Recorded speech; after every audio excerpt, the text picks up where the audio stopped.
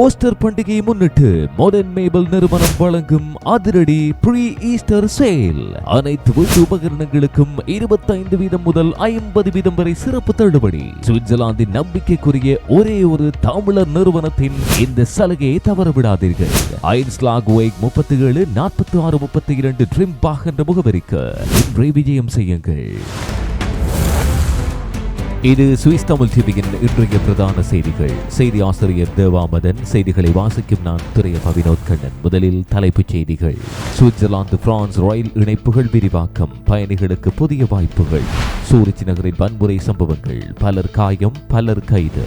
Easter பயணம். கோத்தான் சுரங்கத்தில் நீண்ட போக்குவரத்து நெரிசல் எச்சரிக்கை. துர்கவ் கண்டோனில் நேருக்கு நேர் மோதி விபத்து. ஒருவர் தீவிர காயம். 150 பில்லியன் ஆண்டுகள் பழமையான டைனோசர் தலையோடு கண்டுபிடிப்பு. சுவிட்சர்லாந்தில் அரிய கண்டுபிடிப்பு. சூரிச் நகரில் நிறுத்தப்பட்ட கார் தீக்கிரை. போலீசார் சாட்சிகளை தேடல். புகலிட கோரிக்கைகள் குறைவு. சுவிட்சர்லாந்தில் 60 பணியாளர்கள் பணி நீக்கம். தொடர்பான விரிவான செய்திகள். சுவிஸில் வரி விதிப்பு விகிதங்கள் பல கண்டோன்களில் மாற்றம் செய்யப்பட்டுள்ளது என்பது உங்களுக்கு தெரியுமா? ஆம், அதற்கேற்ப உங்கள் வரி படிவங்களை சிறந்த வரி ஆலோசகர்கள் ஊடாக நிரப்பி அதிக வரி விதிப்பிலிருந்து விடுதலை பெறுங்கள். மேலதிக ஆலோசனைகளுக்கு இப்பவே PR த்ரோய்ஹேண்ட் GmbH நிறுவனத்தை அழையுங்கள். 44 85 13 333. சுவிட்சர்லாந்தில் புகலிட கோரிக்கைகள் தொடர்ந்து குறைந்து வரும் நிலையில் அதன் தாக்கம் அரசு நிர்வாகத்திலும் தெளிவாக பிரதிபலிக்க தொடங்கியுள்ளது. புகலிட விண்ணப்பங்களை பரிசீலிக்கும் பொறுப்பில் இருந்த 60 பணியாளர்கள் பணி நீக்கம் செய்யப்பட்டுள்ளதாக அதிகாரப்பூர்வ தகவல்கள் தெரிவிக்கின்றன. கடந்த ஆண்டு மொத்தம் 25,781 பேர் சுவிட்சர்லாந்தில் புகலிடம் கோரியுள்ளனர். இது முந்தைய ஆண்டை ஒப்பிடுகையில் சுமார் 7% குறைவு. இந்த சரிவு புகலிட விண்ணப்பங்களின் எண்ணிக்கையிலும் அவற்றை கையாள வேண்டிய நிர்வாக சுமையிலும் கணிசமான மாற்றத்தை ஏற்படுத்தியுள்ளது. ஸ்டாட் செக்ரட்டரியாட் ஃபெர்மி கார்சியோன் விளக்கம் அளித்ததாவது, பணியாளர்கள் நியமனம் முழுமையாக புகலிட கோரிக்கைகள் எண்ணிக்கையை சார்ந்து இடம்பெறுகிறது. கோரிக்கைகள் குறைந்துள்ள இந்த சூழலில் தேவையற்றதாக மாறிய சில பணி இடங்கள் நீக்கப்பட்டன. மேலும் இந்த ஆண்டிலும் புகலிட கோரிக்கைகள் எண்ணிக்கை மேலும் குறையும் என எதிர்பார்க்கப்படுவதாக அதிகாரிகள் தெரிவித்தனர். ஐரோப்பா முழுவதும் கடுமையடைந்த எல்லை கட்டுப்பாடுகள், குடியேற்ற கொள்கைகளில் ஏற்பட்ட மாற்றங்கள் ஆகியவை இந்த பின்னணியில் முக்கிய காரணங்களாகும். இந்த நிலை எதிர்காலத்தில் சுவிட்சர்லாந்தின் புகலிட மற்றும் குடியேற்ற நிர்வாகத்தில் மேலும் மாற்றங்களை உருவாக்கக்கூடும் என்ற மதிப்பீடுகளும் முன்வைக்கப்படுகின்றன. சுவிட்சர்லாந்தில் பள்ளிகளில் ஹிஜாப் அணிவதை தடை செய்யும் கோரிக்கை அரசியல் மட்டத்தில் புதிய விவாதத்தை தூண்டியுள்ளது. சுவிஸ் பீப்பிள்ஸ் பார்ட்டி முன்வைத்துள்ள பாராளுமன்ற முன்மொழிவில் பொது பள்ளிகளில் முஸ்லிம் பெண்கள் மற்றும் சிறுமிகள் அணியும் தலைக்கவசமான ஹிஜாப் தடை செய்யப்பட வேண்டும் என வலியுறுத்தப்பட்டுள்ளது. இந்த விதியை மீறினால் அபராதம் விதிப்பதிலிருந்து தொடங்கி குடியேற்ற பெற்றோரின் தங்கும் அனுமதியை மறக்கும் வரை கடுமையான நடவடிக்கைகள் எடுக்கப்படலாம் என முன்மொழிவில் கூறப்பட்டுள்ளது. குறிப்பாக குடியேற்ற குடும்பங்களை நேரடியாக பாதிக்கும் இந்த யோசனை சமூகத்தில் பரவலான எதிர்வினைகளை உருவாக்கியுள்ளது. ஜெர்மன் பேசும் சுவிட்சர்லாந்து பகுதிகளில் இந்த விவாதம் வேகமாக அதிகரிக்கிறது. ரெடிக்கல் லிபரல் பார்ட்டி மற்றும் தி சென்டர் கட்சிகளின் சில அரசியல்வாதிகளும் இந்த யோசனைக்கு ஆதரவு தெரிவித்தனர். ஆனால் சுவிஸ் கூட்டாட்சி அரசு இந்த முன்மொழிவை தெளிவாக நிராகரித்தது. இப்படியான தடை சமூகத்தில் பிளவை ஏற்படுத்துவதோடு வெளிநாட்டு குடியேற்ற மக்களின் ஒருங்கிணைப்பை மேலும் சிரமமாக்கும் என பெடரல் கவுன்சில் ஆஃப் சுவிட்சர்லாந்து எச்சரித்தது. இந்த விவகாரம் மத சுதந்திரம், ஒருங்கிணைப்பு மற்றும் சமூக ஒற்றுமை போன்ற முக்கிய கேள்விகளை முன்வைத்து எதிர்கால அரசியல் மற்றும் சட்ட விவாதங்களில் முக்கிய இடத்தை பெறும் என எதிர்பார்க்கப்படுகிறது. சுவிட்சர்லாந்தின் சூரிச் நகரின் பகுதி 4 ஞாயிற்றுக்கிழமை அதிகாலை ஏற்பட்ட தீ விபத்தில் சாலையோரத்தில் நிறுத்தப்பட்ட ஒரு கார் முழுமையாக எரிந்து சேதமடைந்தது. இந்த சம்பவத்தின் காரணம் இதுவரை தெளிவாக இல்லை என்பதால் போலீசார் பொதுமக்களிடம் தகவல் கோரினர். அதிகாலை 3:45 அளவில் ஐச்பியூல் ஸ்ட்ராச பகுதியில் ஒரு வாகனம் தீப்பற்றியுள்ளதாக அந்த பகுதி வாசகர் ஒருவர் தகவல் வழங்கியதை அடுத்து அவசர சேவைகள் சம்பவ இடத்துக்கு சென்றனர். அவர்கள் சென்றடையும் போது கார் முழுவதும் தீயில் சிக்கியிருந்ததாக தெரிவிக்கப்பட்டது. ஷூட்ஸ் அண்ட் ரெத்துங் சூரிச் தீயணைப்பு படையினர் தீயை கட்டுப்படுத்தினர். ஆனால் தீ பரவியது மூலம் அருகில் நிறுத்தப்பட்ட ஒரு ஸ்கூட்டரும் அண்டை கட்டிடமும் சேதமடைந்தன. இந்த சம்பவத்தால் ஏற்பட்ட மொத்த சேதம் பல்லாயிரம் சுவிஸ் பிராங்குகள் மதிப்பில் இருக்கும் என மதிப்பிடப்பட்டது. தீ விபத்துக்கான காரணம் இன்னும் உறுதிப்படுத்தப்படாத நிலையில் சூரிச் கண்டோனல் காவல்துறை மற்றும் நகர போலீசார் இணைந்து விசாரிக்கின்றனர். எந்த காரணத்தையும் தற்போது நிராகரிக்க முடியாது என விசாரணையாளர்கள் தெரிவித்தனர். இந்த சம்பவம் தொடர்பாக முக்கிய தகவல்கள் கிடைக்க போலீசார் பொதுமக்களிடம் உதவி கோரியுள்ளனர். குறிப்பாக அதிகாலை 3:30 முதல் 3:50 மணி வரை ஐச்பியூல் ஸ்ட்ராச 61 அருகிலும் ஹோல் ஸ்ட்ராச, ஹெர்டன் ஸ்ட்ராச, புலிங்கர் ஸ்ட்ராச மற்றும் ஹாடா வேக் பகுதிகளிலும் சந்தேகத்துக்கிடமான செயற்பாடுகளை கவனித்தவர்கள் ஸ்டேட் போலீசார் சூரிச்சை தொடர்பு கொள்ளுமாறு கேட்டுக் கொள்ளப்பட்டுள்ளனர். சூரிச் கண்டோனில் அமைந்துள்ள ஆத்தால் டைனோசர் அருங்காட்சியகத்தின் அகழாய்வு குழு அமெரிக்காவிலிருந்து கொண்டுவரப்பட்ட கற்கட்டில் மிக சிறப்பாக பாதுகாக்கப்பட்ட இளம் தாவர உணவு டைனோசரின் தலையோட்டை கண்டுபிடித்தது. லூசி என பெயரிடப்பட்டுள்ள இந்த பாலடைந்த எச்சம் உலகளவில் மிகவும் முழுமையானவற்றில் ஒன்றாகும். இந்த அரிய பாறை தொகுதி அமெரிக்காவின் வயோமிங் மாநிலத்தில் உள்ள அகழாய்வு தளத்திலிருந்து பெறப்பட்டது. சுமார் 150 மில்லியன் ஆண்டுகள் பழமையான இந்த எச்சங்கள் ஜுராசிக் காலத்தை சேர்ந்த மொரீசன் எனப்படும் புவியியல் அமைப்பிலிருந்து எடுக்கப்பட்டுள்ளதாக தெரிவிக்கப்பட்டது. 2 ஆண்டுகளுக்கு முன்பு சுவிட்சர்லாந்துக்கு கொண்டு வரப்பட்ட இந்த கற்கட்டில் முதலில் சாதாரண எலும்பு துணுக்குகள் மாத்திரமே உள்ளதாக நினைக்கப்பட்ட நிலையில் இந்த ஆண்டின் தொடக்கத்தில் தான் அதன் உண்மையான முக்கியத்துவம் வெளிச்சத்துக்கு வந்தது. தற்போது இந்த அரிய கண்டுபிடிப்பானது ஏப்ரல் 3 முதல் ஆத்தால் டைனோசர் அருங்காட்சியகத்தில் பொதுமக்களுக்கு காட்சிப்படுத்தப்பட உள்ளது. ஆய்வாளர்கள் கூறுகையில் இந்த தலையோடு காம்பராசோரஸ் எனப்படும் நீண்ட கழுத்துடைய தாவர உணவு டைனோசருக்கு சேர்ந்தது. அதன் பற்களின் தனித்துவமான வடிவம் மூலம் இனம் உறுதி செய்யப்பட்டது. பின்னர் மேற்கொண்ட ஆய்வுகளில் தலையோடு மிகவும் சிறப்பாக பாதுகாக்கப்பட்டிருப்பது விஞ்ஞானிகளை ஆச்சரியத்தில் ஆழ்த்தியுள்ளது. இத்தகைய டைனோசர் வகைகளின் தலையோடுகள் மிகவும் மெல்லிய எலும்புகளால் ஆனவை என்பதால் அவை முழுமையாக பாதுகாக்கப்படுவது மிகவும் அரிது. இந்த கண்டுபிடிப்பு குறித்து மேனுவல் ஷூப் கூறுகையில் இதுபோன்ற அளவிலான முழுமையான தலையோடு அமெரிக்காவில் இதுவரை மிக சிலவை பதிவு செய்யப்பட்டுள்ளது என்றார். இந்த டைனோசர் இறந்த வேளை சுமார் 8 முதல் 10 வயதுக்குள் இருந்ததாக ஆரம்ப ஆய்வுகள் தெரிவிக்கின்றன. குறிப்பாக அதன் பற்கள், இளம் டைனோசர்களின் உணவு பழக்கம், அவற்றின் இடமாற்றம், அத்துடன் உடல் வெப்பநிலை பற்றிய முக்கிய தகவல்களை வழங்கக்கூடும் என ஆராய்ச்சியாளர்கள் நம்புகின்றனர். லூசி என்ற பெயர் அகழ்வாய்வு பணிகளை நடத்தும் அருங்காட்சியக இயக்குநரின் மகளின் பெயரை நினைவுகூர்ந்து வழங்கப்பட்டுள்ளது. அறிவியல் பெயரிடல் முறைக்கு உட்படாத இத்தகைய தனிப்பட்ட பெயர்கள் பாலடைந்த எச்சங்களை வேறுபடுத்தி புரிந்து கொள்ள பயன்படும் வழக்கமான நடைமுறையாகும். உலகளவில் மிகுந்த செல்வந்தர்களை ஈர்க்கும் முக்கிய நாடுகளில் ஒன்றாக சுவிட்சர்லாந்து தொடர்ந்து திகழ்கிறது. அரசியல் நிலைத்தன்மை, உயர்ந்த வாழ்க்கை தரம் மற்றும் பாதுகாப்பான சூழல் ஆகியவை இதற்கான முக்கிய காரணங்களாகும். ஹென்லி அண்ட் பார்ட்னர்ஸ் வெளியிட்ட தரவுகளின்படி 2025 ஆண்டில் சுமார் 3000 பல மில்லியன் மதிப்புள்ள செல்வந்தர்கள் சுவிட்சர்லாந்தில் குடியேறியுள்ளனர். இது மாதத்திற்கு சராசரியாக 250 பேரை ஒப்பிடும் அளவு. சமீபத்தில் சுவிட்சர்லாந்துக்கு குடியேறியவர்களில் ஒருவரான லெப்போ எல்கான் இன்றைய உலகம் அதிகமான அனிச்சையால் நிரம்பியுள்ளது என்றார். இப்படியான சூழலில் பாதுகாப்பு, உயர்ந்த வாழ்க்கை தரம் மற்றும் ஐரோப்பாவின் மையப்பகுதியில் அமைந்துள்ள நிலை ஆகியவை சுவிட்சர்லாந்தை செல்வந்தர்களுக்கு மிகவும் கவர்ச்சியான இடமாக மாற்றுகின்றன என்றார். சர்வதேச அளவில் அரசியல் மற்றும் பொருளாதார மாற்றங்கள் அதிகரிக்கும் நிலையில் பாதுகாப்பான முதலீட்டு சூழல் மற்றும் நம்பகமான வாழ்க்கை அமைப்பை தேடும் பணக்காரர்கள் சுவிட்சர்லாந்தை தொடர்ந்து தேர்வு செய்து வருவதும் குறிப்பிடத்தக்கது.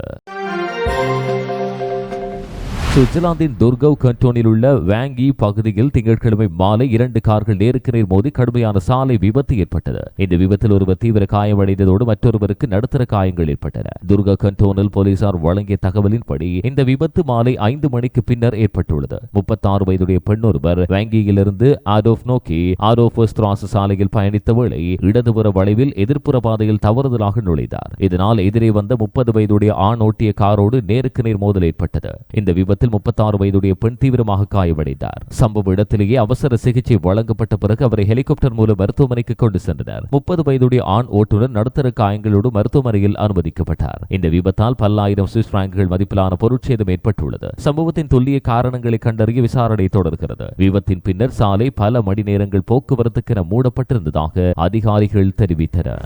சிறிய விளம்பர இடைவெளியின் பின் செய்திகள் தொடரும். சுவிஸில் சொந்த வீடு வாங்க காத்திருப்பவர்களுக்கு மகிழ்ச்சியான செய்தி.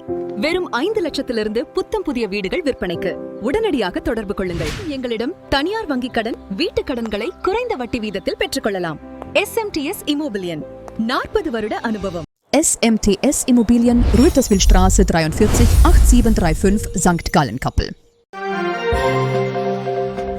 தவறான உணவு முறை காரணமாக உலகம் முழுவதும் ஆண்டுக்கு 4 மில்லியனுக்கு மேற்பட்டோர் இதய நோயால் உயிரிழக்கிறார்கள் என புதிய ஆய்வு தெரிவித்துள்ளது. நேச்சர் மெடிசின் இதழில் வெளியான இந்த ஆய்வு குறைந்த அளவில் பழம், முழு தானியம், விதைகள் உட்கொள்வதும் அதிக உப்பு பயன்பாடு முக்கிய காரணங்களாக இருப்பதாக கூறப்படுகிறது. 1990 முதல் 2023 வரை 204 நாடுகளின் தரவுகளை ஆய்வு செய்த மின்சியோ கிம் தலைமையிலான குழு தவறான உணவு முறை இதய நோய்களுக்கு முக்கிய அபாய காரணம் என கண்டறிந்தது. சுவிட்சர்லாந்தில் 2003 ஆண்டு மாத்திரம் சுமார் 4200 மரணங்கள் இதனோடு தொடர்புடையதாக மதிப்பிடப்பட்டுள்ளது. இருப்பினும் உலக சராசரியை விட இங்கு மரண விகிதம் குறைவு. ஆய்வாளர்கள் ஆரோக்கியமான உணவு பழக்க வழக்கங்களை ஊக்குவிக்கும் நடவடிக்கைகள் அவசியம் என வலியுறுத்துகின்றனர்.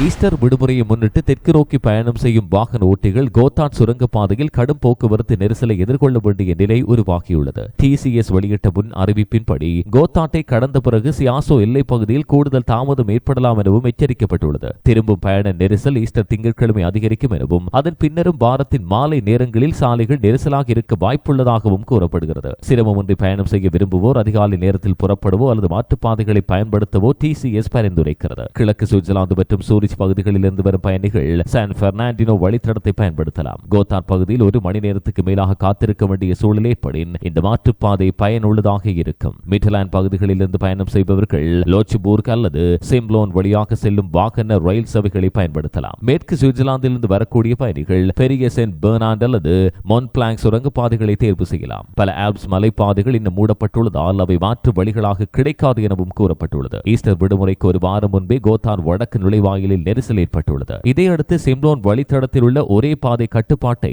தற்காலிகமாக நீக்குவதற்கு நடவடிக்கை எடுக்கப்பட்டுள்ளது. அதே நேரத்தில் லோச்சுபூர்க் வாகன ரயில் சேவையில் கூடுதல் ரயில்கள் இயக்கப்பட உள்ளன. SBB நிறுவனமும் ஈஸ்டர் கால நெரிசலை சமாளிக்க 27 கூடுதல் ரயில்கள் மற்றும் 70,000க்கும் மேற்பட்ட கூடுதல் இருக்கைகளை ஏற்பாடு செய்துள்ளமையும் குறிப்பிடத்தக்கது. சுவிட்சர்லாந்தின் சூரிச் நகரில் சனிக்கிழமை இரவு முதல் ஞாயிற்றுக்கிழமை வரை பல பகுதிகளில் தொடர்ச்சியான வன்முறை சம்பவங்கள் இடம்பெற்று போலீசாருக்கு பெரும் சவாலாக மாறியுள்ளது. பல இடங்களில் ஏற்பட்ட சண்டைகள் மற்றும் தாக்குதல்களில் பலர் காயமடைந்ததோடு சுமார் 10 பேர் கைதாகினர். சனிக்கிழமை அதிகாலை சுமார் 2 மணியளவில் நகரின் 5ஆம் மாவட்டத்தில் உள்ள ஒரு கிளப்பில் ஏற்பட்ட வாய் தகராறு விரைவில் சண்டையாக மாறியுள்ளது. இதில் 23 வயதான இளைஞர் ஒருவர் கடுமையாக தாக்கப்பட்டு தலைப்பகுதியில் நடுத்தர காயங்களோடு மருத்துவமனைக்கு கொண்டு செல்லப்பட்டார். தாக்குதலில் ஈடுபட்ட நபர் முதலில் தப்பிச் சென்றாலும் பின்னர் போலீசார் அவரை அடையாளம் கண்டு ஞாயிற்றுக்கிழமை கைது செய்தனர். அதே இரவு சுமார் 3 மணி அளவில் முதலாம் மாவட்டத்தில் உள்ள ஒரு பாரில் நடந்த மற்றொரு சண்டையில் 23 மற்றும் 31 வயதான 2 சுவிஸ் இளைஞர்கள் 4 நபர்களால் தாக்கப்பட்டனர். வாய்வழி அவமதிப்பில் தொடங்கிய இந்த சம்பவம் பின்னர் கைகலப்பாக மாறி பாதிக்கப்பட்டவர்கள் தலைப்பகுதியிலும் தாக்கப்பட்டனர். சம்பவ இடத்திலேயே 21 முதல் 23 வயதுக்குட்பட்ட 4 சந்தேக நபர்கள் கைதாகினர். இதில் சுவிஸ், துருக்கிய மற்றும் அசர்பைஜான் நாட்டைச் சேர்ந்தவர்கள் இருக்கின்றனர். ஞாயிற்றுக்கிழமை காலை 4ஆம் மாவட்டத்தில் உள்ள ஒரு பாரில் 50 வயதுடைய வெனிசுவேலா நாட்டின் நபர் ஒருவர் 2 நபர்களால் தாக்கப்பட்டார்.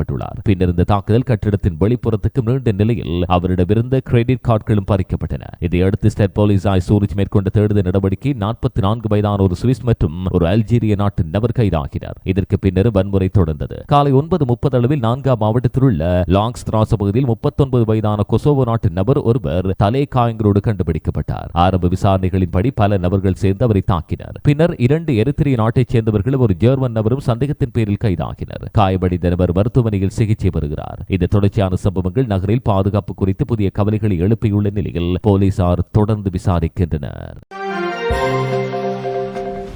சுவிட்சர்லாந்து மற்றும் பிரான்சுக்கு இடையிலான ரயில் சேவைகளை மேலும் வலுப்படுத்தும் நடவடிக்கைகள் மேற்கொள்ளப்படுகின்றன. SBB மற்றும் SNCF Voyagers ஆகிய தேசிய ரயில் நிறுவனங்கள் TGV லோரியா சேவையின் மூலம் இரு நாடுகளுக்கு இடையிலான ரயில் சேவையை மேலும் மேம்படுத்த உறுதியளித்துள்ளன. சர்வதேச பயண தேவைகள் அதிகரிக்கின்ற நிலையில் சுவிட்சர்லாந்திலிருந்து ஐரோப்பாவின் பிற பகுதிகளுக்கு நேரடி ரயில் இணைப்புகளை விரிவுபடுத்தும் வாய்ப்புகளை ஆய்வு செய்ய உள்ளதாக SBB வெளியிட்ட அறிக்கையில் கூறப்பட்டுள்ளது. இதன் ஒரு பகுதியாக சுவிட்சர்லாந்திலிருந்து பிரான்ஸ் மற்றும் அதற்கு அப்பாற்பட்ட ஐரோப்பிய நகரங்களுக்கு புதிய நேரடி நீண்ட தூர ரயில் சேவைகளை அறிமுகப்படுத்துவதும் தற்போதைய சேவைகளை நீட்டிப்பதும் பரிசீலிக்கப்படும் எனவும் கூறப்பட்டது. இந்த முயற்சியானது விமான பயணங்களுக்கு மாற்றாக சுற்றுச்சூழல் நட்பு மற்றும் வசதியான பயண முறைகளை அதிகரிக்கும் நோக்கத்துடனும் மேற்கொள்ளப்படுவதாக வல்லுநர்கள் கருதுகின்றனர். இந்த சுவிஸ் தமிழ் டிவி இன்றைய பிரதான செய்திகள் நிறைவுக்கு வருகின்றன. இதுபோன்ற மேலதிக செய்திகளை பார்வையிட எங்களுடைய இணையதளமான swissthamil24.com அணுகுங்கள். வணக்கம்.